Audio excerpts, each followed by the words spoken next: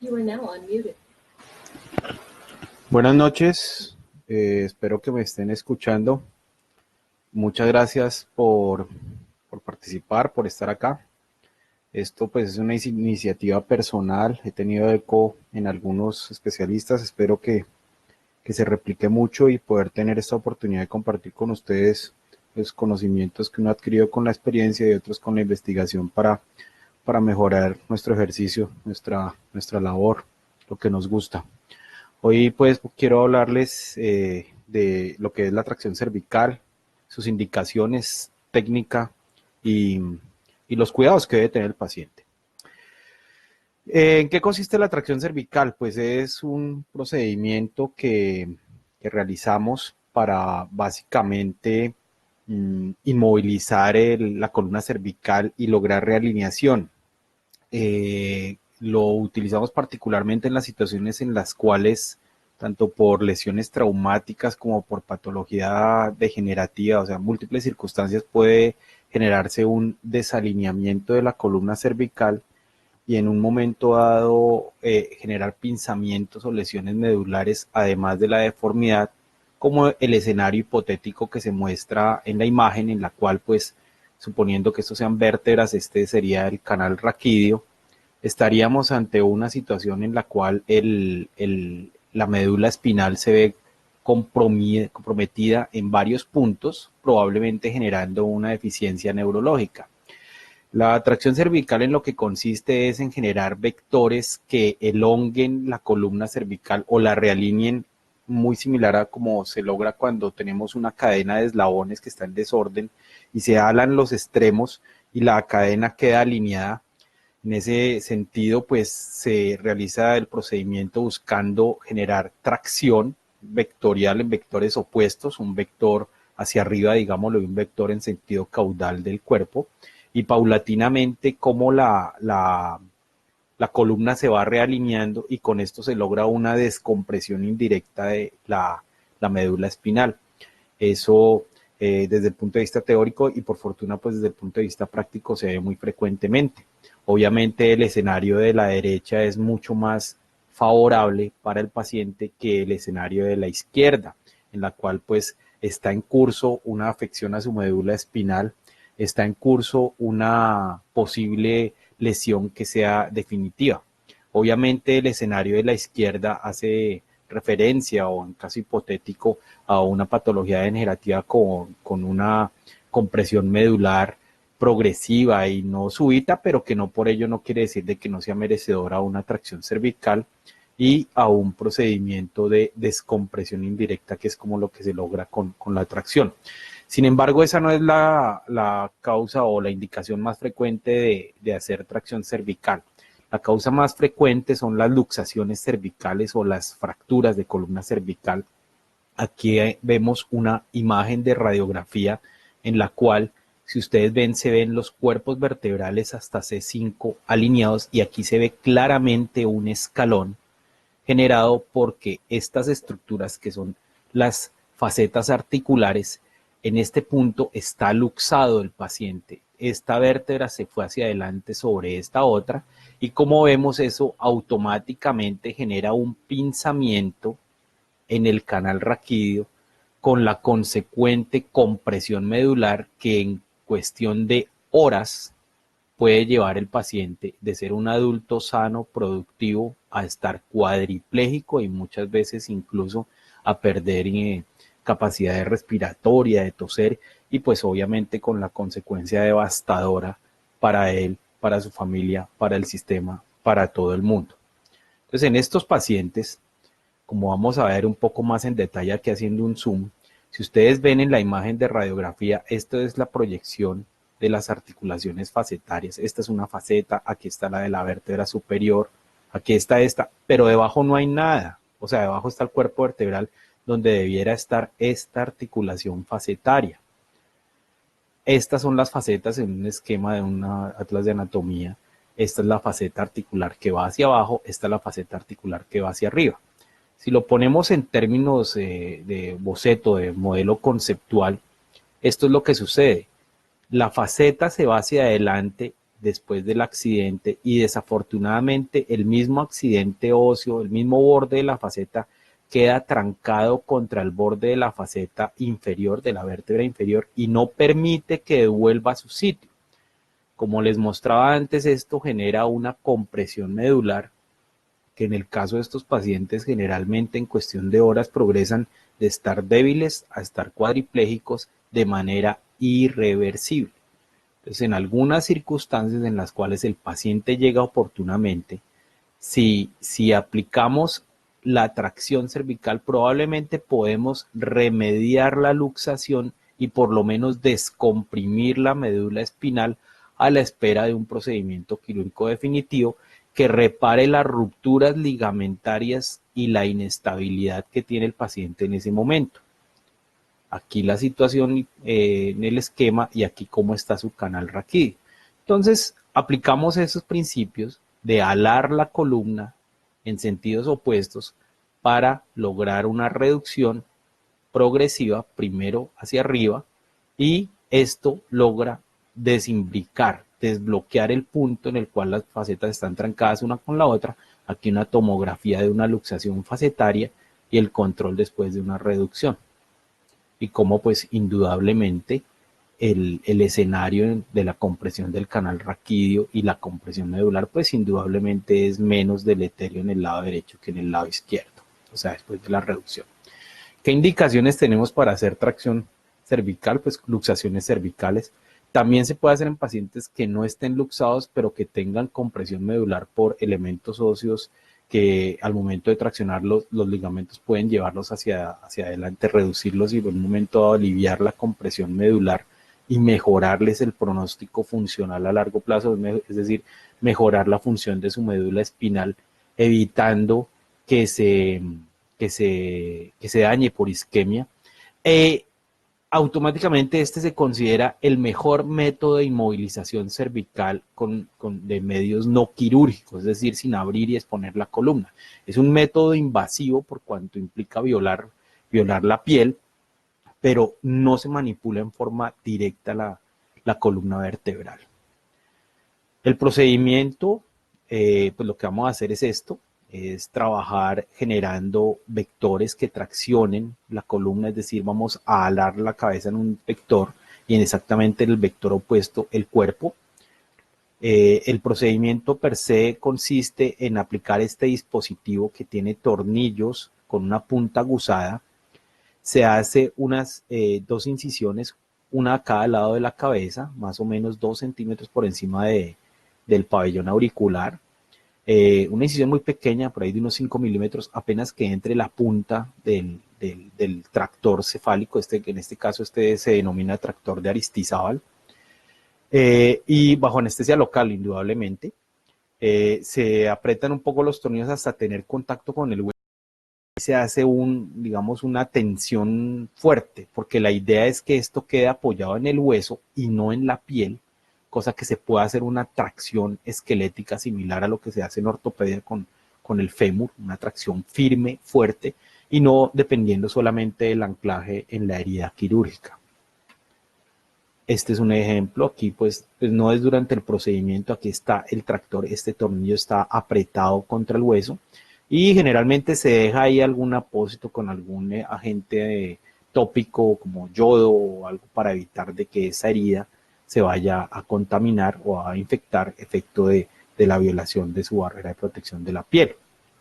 Entonces aplicamos el tractor cefálico, eso se hace generalmente en quirófano o con control imagenológico en una sala que tenga un intensificador de imagen o rayos X.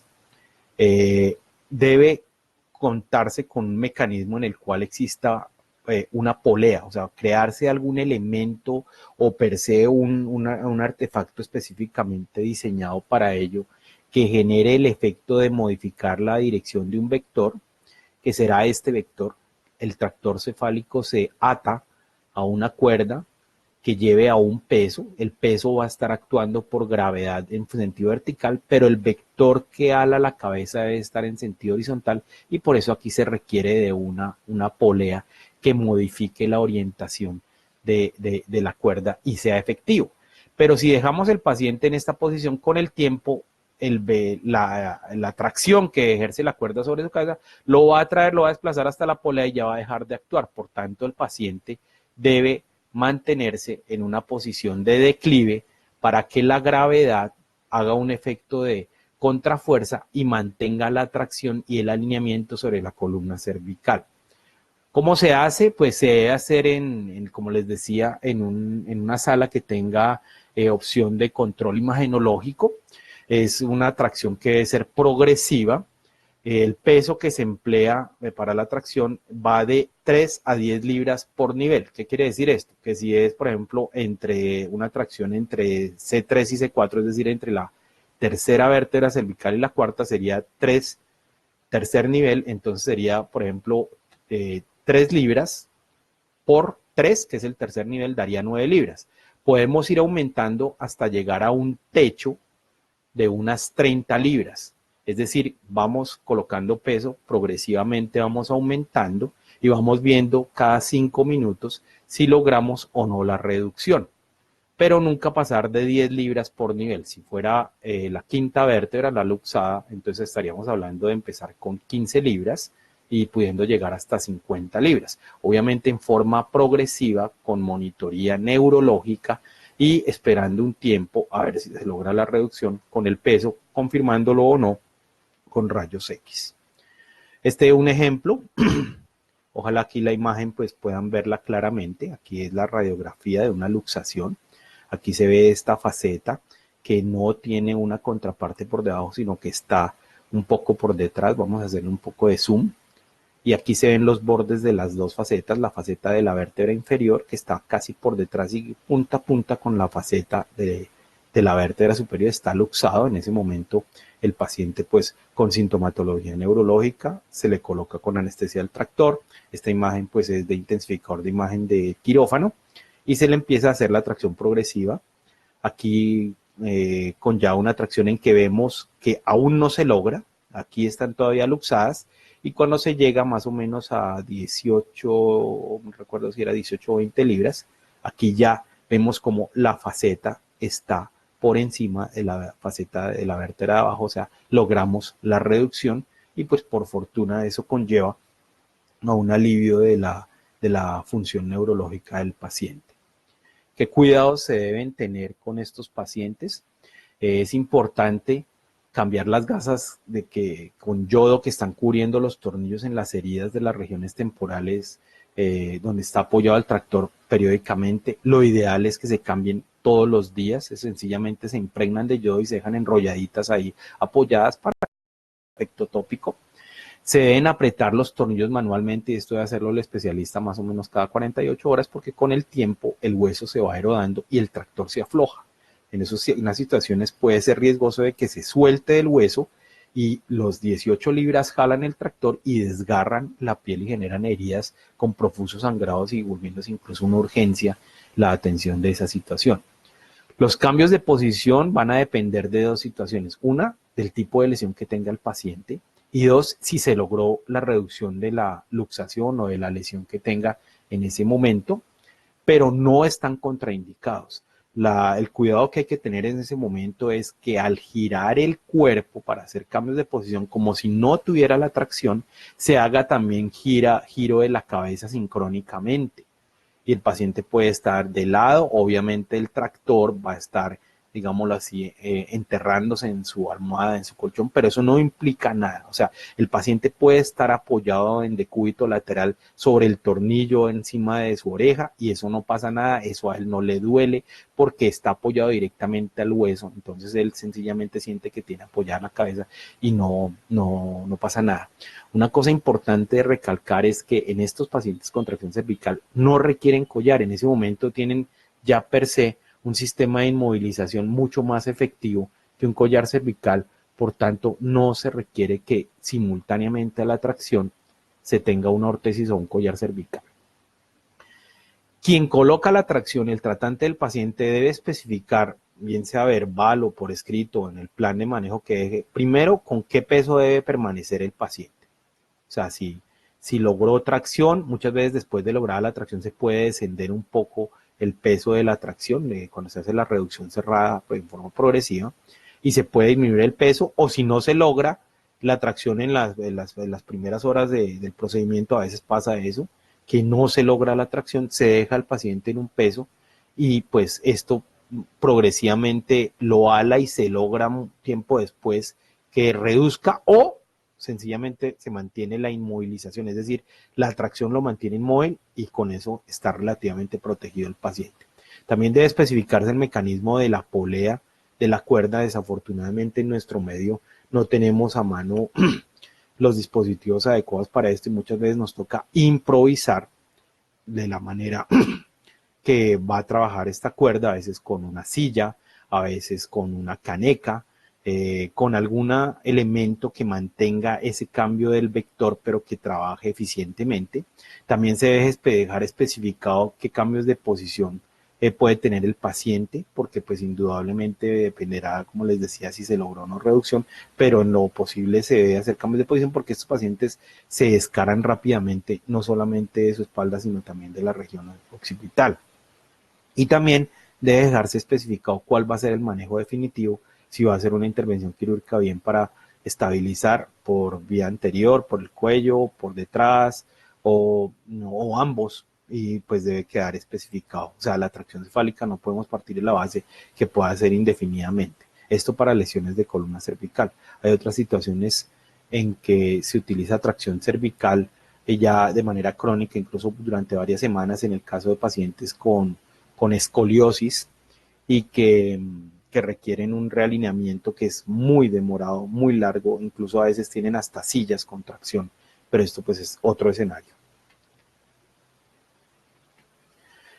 Situaciones en las cuales no podemos hacer tracción cervical, en algunos pacientes que se accidentan y sufren lesiones traumáticas de la porción superior de la columna cervical, nosotros llamamos la columna cervical alta por encima de C2, es decir, lesiones del occipital, del atlas y del axis, o en sus articulaciones. La disociación craneocervical es una luxación entre el occipital y el atlas, ahí está contraindicado hacer tracción cervical.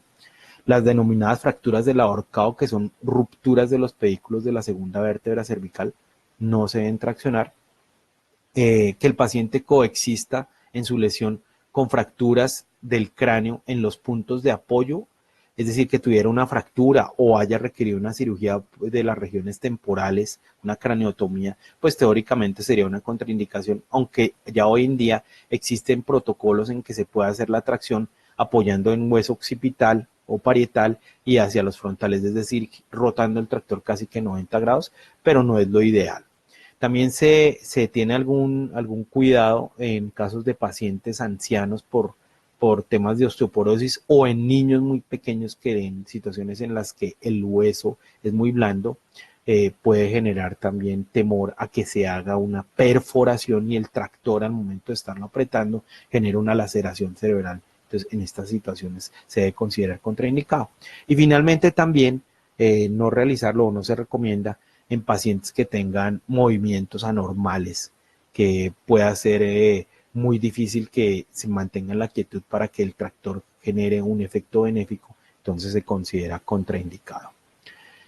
¿Qué complicaciones? Pues pueden haber desgarros cutáneos, cuando el tractor se afloja y el peso ala el tractor, pues desgarra la piel. Pueden haber úlceras de presión y zonas de presión, sobre todo en la región occipital. La tracción puede generar dolor porque pues estamos manipulando un sitio traumatizado. Puede haber sobredistracción en casos de lesiones que sean altamente inestables y en el proceso de lograr la reducción se lleva al techo del peso permitido para el nivel. Puede haber una sobredistracción con una eventual lesión neurológica e indudablemente este tipo de lesiones, tanto la lesión espinal como la lesión a la médula espinal, pues acarrean un riesgo de muerte por insuficiencia respiratoria. Un escenario como el que vemos a la derecha no puede suceder y si bien la situación puede ser coyuntural, que porque se cayó el mecanismo de polea, que porque se necesitó en algún momento trasladar el paciente, no puede suceder y si se le pasa al médico en un momento dado corregir la situación, puede que esté en manos de enfermería reconocerla y decir un momento, esto no puede ser así. En esta situación se perdió el vector como debía ser, que es como lo muestra la flecha, alineado con el resto de su cuerpo para que la tracción sea efectiva, alineando su columna, y no como en este caso que está generándose un vector, generándole una hiperextensión al paciente, probablemente empeorando el daño medular y por tanto pues siendo una situación deleteria para el paciente y que puede empeorar ya su deficiencia neurológica. Este es el escenario por lo menos ideal o aceptable en el cual vemos cómo está el paciente en declive, está el tractor cervical y cómo se está generando una tracción de dos vectores opuestos en su columna. La cuerda, en este caso pues una venda de gasa, está amarrada a unos pesos. Esto es una solución muy colombiana, muy de nuestro medio, llenos de agua que generan por gravedad este vector. La polea lo está modificando y está generando una tracción en el eje longitudinal de su cuerpo, y la gravedad sencillamente hace con el contrapeso para evitar de que progresivamente el paciente se mueva hacia arriba y el tractor llegue a la polea y ya no va a estar trabajando. Eso es todo lo que tenía que decirles. Esto pues es un esfuerzo que estamos haciendo para tener educación continuada para médicos, internos, enfermería, para ustedes, para todo el mundo, porque pues desafortunadamente en nuestro medio tenemos poca educación continuada. Lo he denominado martes de neuro. Estas son más o menos las fechas programadas de próximas actividades con los especialistas que han querido contribuir a este proceso. Los días 29 de octubre, el doctor Ovalle nos va a hablar de algo de neuroimágenes en el auditorio de la Clínica Medicais. Esto, por supuesto, es entrada libre. El 12 de noviembre voy a hablarles de algo de aspectos técnicos de cirugías en las cuales se resecan las vértebras. Este va a ser en la biblioteca del Hospital Federico Lleras. El 26 de noviembre la doctora Restrepo nos va a hablar de hipertensión endocraniana en tumores cerebrales. El 10 de diciembre el doctor Ñañez nos va a dar una charla de neurointensivismo. Aquí no está aún, pero en enero también la doctora Gamboa nos va a hablar sobre alteraciones en la coagulación en pacientes en cuidado neurocrítico. Vamos a dejar un espacio